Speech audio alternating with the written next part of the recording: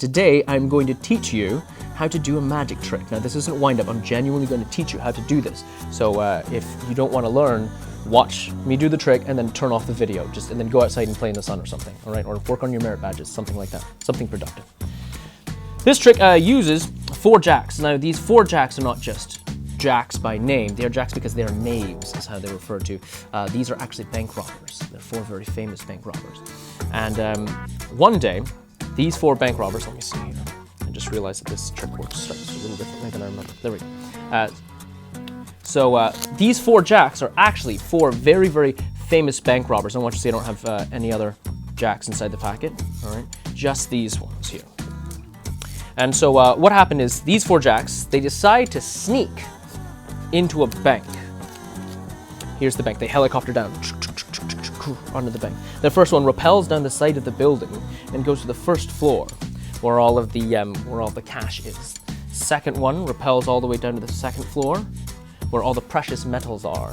And the third one rappels down to the third floor, jumps in through the window, where all of the bearer bonds are. And the last one stays right on top. He is the lookout. He does what all good lookouts do. He yells, "Look out!"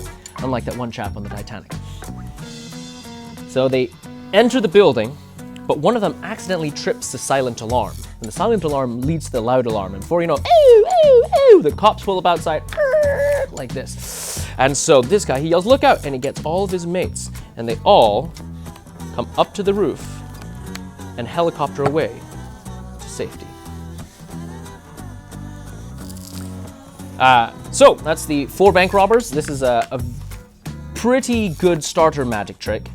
It involves a slightly complicated magical principle known as lying. All right, and I know that's kind of against your better nature as scouts because you have to be trustworthy, but in this case, the audience will forgive you. So what you do is when I tell you that I'm using the 4 jacks, that's true, but not entirely, because I also have 3 extra cards that I have snuck from the deck.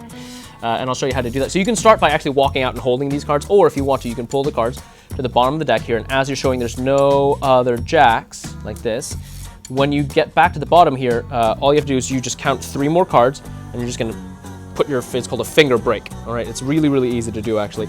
And when you square up, I'm just going to use these fingers to keep a big old break underneath these 3 cards. So I basically have 4 cards here, make sure I get those extra cards as I square up the deck, which is what it's called. I just jam my finger in there, and no one sees that. No one cares. They're just like, "Oh, he's holding the deck," whatever. So now what I can do is I take this, and if I want to be bold, I can count off 1, 2, 3, and try not to show these if I'm really, really bold. Or if you want, you can actually do it like, you can do 1, 2, 3, and then you can hold them like this, so that way no one can see. You can even, if you want to, push these cards like this. So if you want, you can just start the trick like this. I have 4 jacks. They don't see the extra 3 hiding back here. This is the easiest way to start. I have 4 jacks. Hold it against your body. That way people on the sides, they can't see either. 4 jacks, all right? These 4 jacks are bank robbers. The deck is normal, doesn't matter what order it's in. And as you square these up, you just make sure that these extra 3 cards stay on top. And you say, "The helicopter down under the building." The instant you set this down, you are clean. No one can tell how many cards you were holding in your hand. There's now no discrepancy, as we say. So the top 3 cards are not actually jacks. They don't know that. They think they're still jacks, so you have to keep on lying to them, all right? And you say the first jack, you don't show it to them, notice, because they would notice it's not a jack, and then it's not a magic trick. First jack goes down to the first floor, and I can say that's where all the cash is. The second jack goes down to the second floor, where all the precious metals are. The third jack goes down to the third floor, where all the bearer bonds are, something like that. I like to leave them just kind of sitting out so everyone can see them.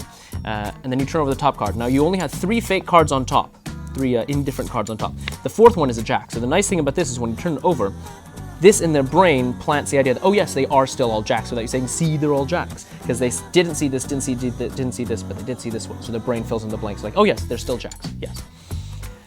And you say, "All right, he stayed on top, he's the lookout."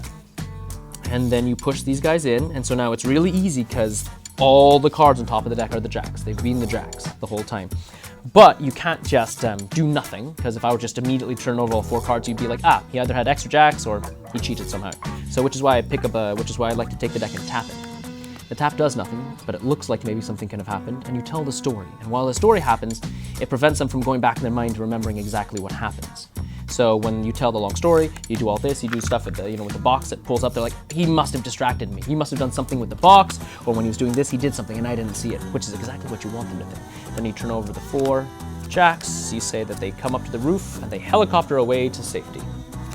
And there you go. There's a nice, easy magic trick. It will take some practice, but not a lot. It's a great starter trick, and it's very, very amazing. Remember to practice, see how it looks in a mirror or in a webcam, and most importantly, do not reveal the secret, because people don't actually want to know the secret. They say they do, they promise they're gonna be your best friend. Don't tell them the secret. It's so much more fun not to know. Not because it makes you better than them, but because then you get to continue performing the mystery and amazing people and giving them that wonderful feeling that you felt when you saw this trick for the first time.